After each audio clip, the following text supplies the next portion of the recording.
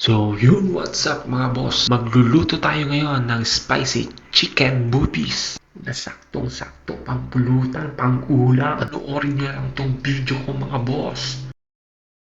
Let's go! At eto na nga mga boss, yung gagamitin nating atay balon-balunan. Nalinisan ko na yan mga boss. Hiniwalay ko yung mga taba. Yan yung gagamitin natin pang gisa mamaya mga boss. At ilalaga muna natin to mga boss.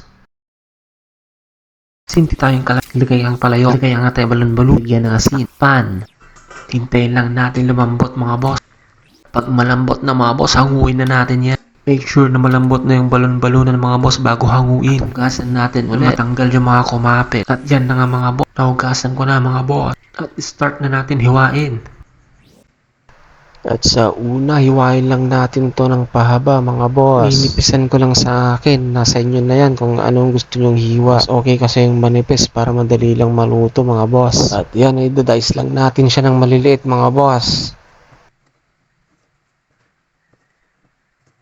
At ito time-lapse ko na to para di kayo mainip. At kung umabot ka nga pala dito sa clip na to, pwedeng paki-comment mo naman kung taga-saan ka. Malaman ko naman kung saan nakaabot itong video ko mga boss. Pa-like and share na rin mga boss. At kung hindi ka pa nakapalo sa akin, paki ko naman. Hindi, joke lang. Siyempre, papalo naman ako mga boss.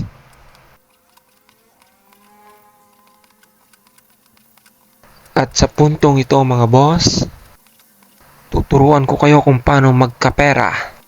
Simpleng-simple lang mga boss kung paano magkapera. Ang unang-una mong gawin doon is yung wag kang magiging tamad. Magtrabaho lang kayo mga boss. Kung gusto nyong magkapera, yun lang yung maituturo ko sa inyo mga boss. Diba? Napakasimple. Sheesh!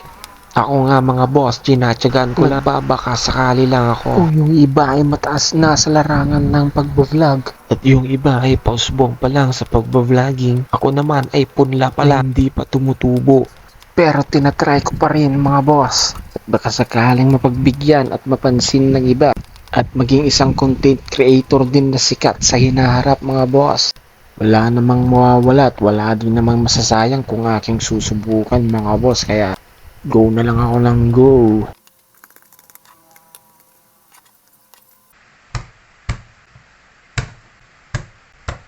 At balik nga tayo sa ating luluto mga boss. At ayan na, magtatagtad na tayo ng bawang.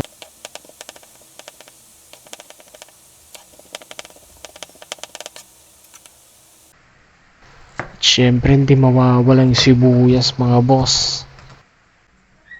At wala nga pala tayong sili mga boss, kaya ito na lang yung gagamitin ko. Smoky Mary Smoked Habanero Sauce.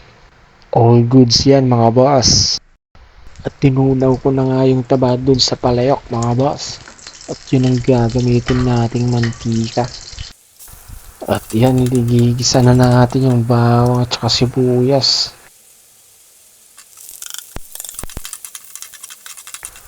Pag nagisa na mga boss, ilalagay na natin yung balon-balunan.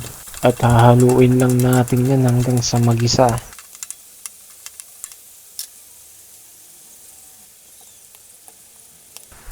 At lagyan na natin yan ng paminta mga boss.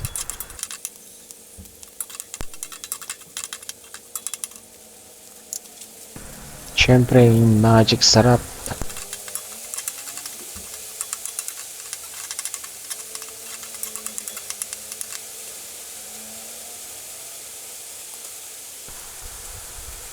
At nung all goods na mga boss, lagay na natin yung atay. At halu-haluin lang natin ulit mga boss.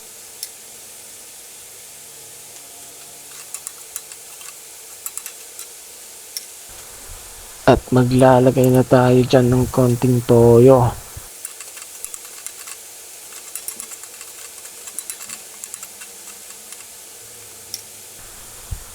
At ito na yung habanero hot sauce mga boss, lalagyan ko na siya. Dinumihan ko lang yan boss para maanghang. All goods na all goods.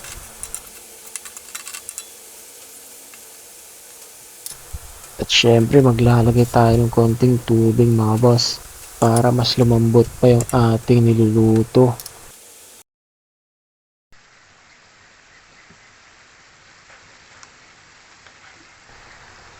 Yan na mga boss, maglalagay na ako ng suka. Bale yung kulay puting suka nga pala yung nilagay ko mga boss.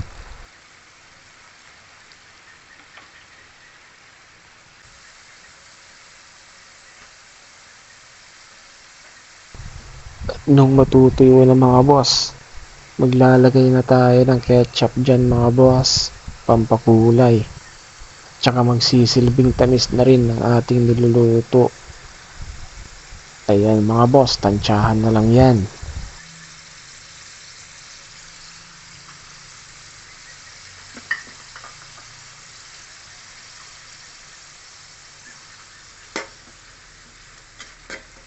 Halu-haluin lang natin yan hanggang sa maluto.